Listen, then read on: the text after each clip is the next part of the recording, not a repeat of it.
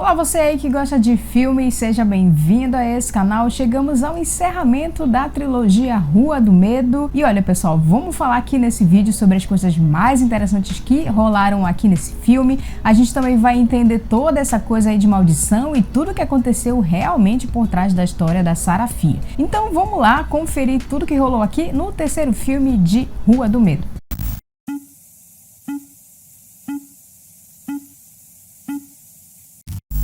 Bom, galera, então aqui nesse terceiro filme da trilogia nós vamos ter uma mescla de presente, né, já que o filme se passa em 94, e também do passado. Então, boa parte do filme, na verdade, vai acabar se passando no ano de 1666, que é, por sinal, um ano bem sugestivo.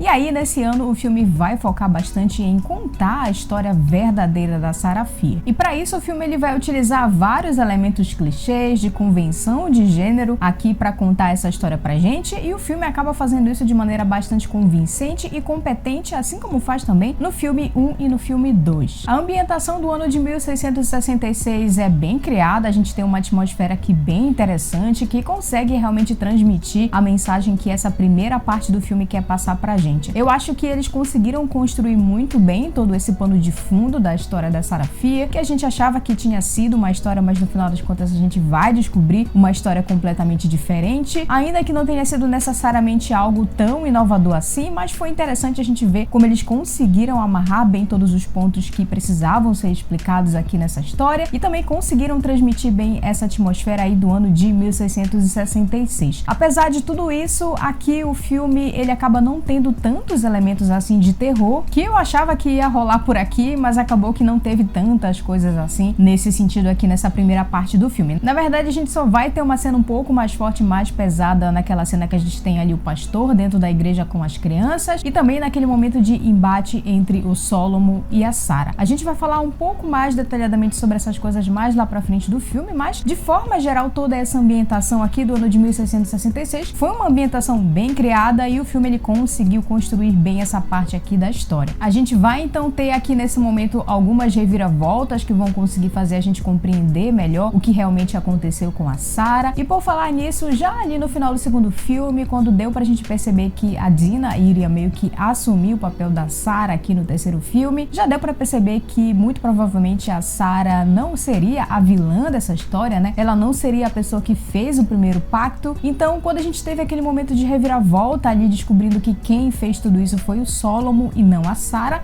na verdade não foi exatamente assim um grande plot twist, né? Apesar disso, eu acho que o filme ele conseguiu construir muito bem todo esse caminho até essa parte do filme, e pessoalmente esse momento aí entre os dois, o momento em que a Sarah descobre a verdade sobre ele e que eles têm ali um certo embate, eu gostei bastante. Eu acho que foi a melhor parte que a gente teve aqui dessa primeira metade do filme, e eu achei bem interessante toda essa relação aí da Sarah com o Solomon e como as coisas se encaminharam por aqui, né? Achei interessante também ela se colocar contra ele, mesmo que a cidade estivesse perseguindo ela por conta de algo que ela não fez. Ainda assim, ela se colocou contra a atitude do Solomon, o que eu achei bem legal aqui da personagem. O único destaque negativo que eu faço aqui para essa primeira parte do filme, na verdade não é nada tão grandioso assim, é só um detalhe que eu percebi aqui no filme, é o momento em que o Solomon ele é esfaqueado ali pela Sarah, né, quando eles estão lutando, e por sinal, aquela cena foi uma cena bem brutal, a gente conseguiu ver como foi que a Sarah perdeu a mão dela, realmente foi uma das cenas mais fortes do filme, e a Sarah acabou esfaqueando o Solomon ali naquele momento, e eu fiquei bastante surpresa dele conseguir ainda ficar de pé, conseguir agir como se ele não tivesse ferido, né, como se nada tivesse acontecido ali depois que a Sarah esfaqueou ele, assim como eu também achei isso um pouco esquisito ali no segundo filme, o fato da Zig ter conseguido sobreviver a todos aqueles ferimentos, mesmo tendo sido atingida várias vezes. Então, não foi necessariamente um erro grandioso, mas é algo que me incomodou um pouquinho aqui, o fato do filme não levar muito a sério essa questão dos ferimentos dos personagens. A parte que eu mais gostei aqui desse filme acabou sendo os 50 minutos finais, quando a gente volta para 1994 e a gente finalmente vai ter o embate final, pelo menos é o que a gente acha, né? Aqui entre essas entidades e a galerinha que tá tentando destruir essa coisa toda de maldição. E sobre como o filme explicou tudo isso pra gente, eu achei que a maioria dos pontos aqui fizeram sentido. A construção aqui de toda a resolução, ela foi muito bem feita, tanto no passado quanto também no ano de 94, quando a gente vai ter ali todo um conflito entre os adolescentes e as entidades, entre o Nick. Então eu achei bem interessante porque fez bastante sentido aqui praticamente tudo que foi mostrado. passado. Apesar do filme não ter dito pra gente isso de forma expositiva, mas ficou implícito que a maldição realmente ela só passa de geração em geração se a pessoa transferir esse legado, né? Se a próxima pessoa ali da família conseguir fazer o ritual pra continuar o pacto antes que o antecessor ele morra. Ou seja, o fato do Nick ter morrido ali no final do filme e as entidades, né, os assassinos terem desaparecido ali, indica pra gente que a maldição realmente foi quebrada e que o Nick não havia passado ainda esse legado pra próxima pessoa aí da família, né? Então eu achei isso um ponto interessante do filme, né? A forma como essa coisa toda da maldição ela acaba funcionando aí pra passar de geração em geração. Uma outra explicação que eu acho que funciona aqui é o fato dos assassinos irem atrás da pessoa que derrama o sangue ali sobre os ossos da Sarah, porque eles querem, na verdade, encobrir toda a verdade sobre quem realizou o pacto, né? Já que a Sarah acabou levando toda a fama de ter sido a pessoa que fez ali o pacto, de ter sido a bruxa, os assassinos querem então a todo custo encobrir isso, né? Já que quando a pessoa derrama o sangue ali nos ossos da Sarah, ela acaba tendo uma espécie de flashback e acaba vendo o que realmente aconteceu. Então os assassinos eles se preocupam de irem lá e fazer com que essa pessoa não saiba a verdade, porque segundo a Sarah, né? Segundo o que a Sarah diz lá pro Solomon, a verdade é o que vai acabar com ele. Então é até algo meio poético que ocorre aqui nessa história e eu achei bem interessante todos esses fatos que são explicados aqui pra gente. Uma outra coisa legal e inteligente que eu acho que eles fizeram aqui nessa coisa toda de plano pra tentar atrair o Nick até o shopping foi o fato deles misturarem o sangue ali da Dina com tinta, né? Pra atrair os assassinos e fazer com que eles fossem atrás do Nick. Eu achei bem inteligente, achei uma forma também bem interessante deles conseguirem se livrar do cara. Pena que as coisas não saíram como eles queriam, né? Mas no final das contas as coisas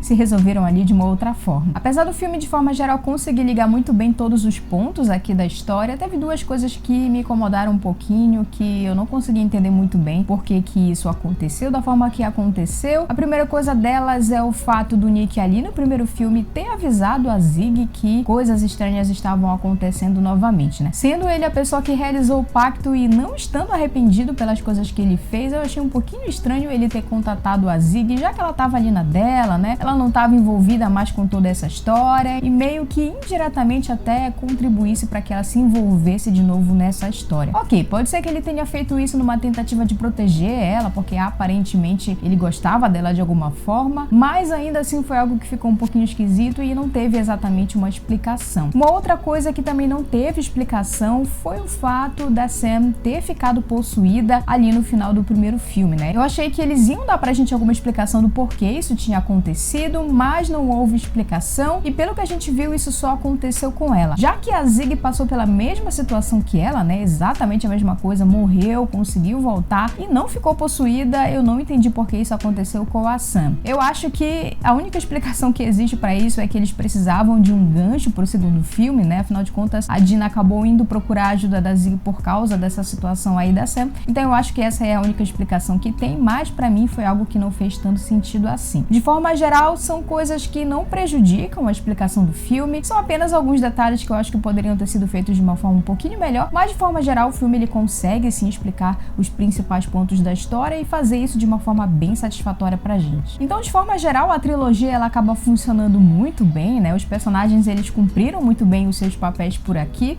Eu só senti falta de uma participação um pouco maior dos outros personagens, né? Principalmente ali do segundo filme, ali na primeira parte desse filme aqui que a gente tá falando, né? Que é onde eles aparecem. Então a gente viu que eles foram mais coadjuvantes do que participantes ativos da história e eu achava que eles poderiam ter tido um destaque um pouquinho maior. Mas tirando isso, esse filme, assim como o primeiro e o segundo, consegue manter um bom ritmo e melhor do que isso, né? Consegue fazer com que a história ela se encerre de uma maneira bastante coerente. Ali no finalzinho ainda fica um gancho pra gente de uma possibilidade de continuação dessa história e como eu falei pra vocês no vídeo sobre o primeiro filme, existem outras histórias secundárias aqui em volta dessa trilogia. Então, quem sabe, pode ser que a Netflix mais pra frente continue expandindo aí esse universo de Rua do Medo e possa contar novas histórias pra gente. Ficou subentendido que alguém vai tentar dar continuidade a essa coisa toda de maldição. Eu dou um palpite aqui de que pode ser o irmão do Nick, que tá querendo continuar o legado da família, já que o Nick morreu e os assassinos evaporaram ali no final, então a gente fica aí com toda essa expectativa de saber quem realmente foi a pessoa que pegou o livro e se realmente vai dar continuidade a esse pacto. E olha, se eu pudesse escolher entre um dos três filmes qual seria o melhor, a minha escolha seria o segundo filme. O primeiro filme, ele funciona muito bem, é um filme bem legal, assim como esse terceiro filme também consegue ser bem competente na proposta dele. Eu gostei desse filme, mas eu acabo escolhendo o segundo pelo fato desse ter sido o filme que, pra mim, na minha opinião, ele conseguiu abranger melhor todo esse subgênero aí de terror, né?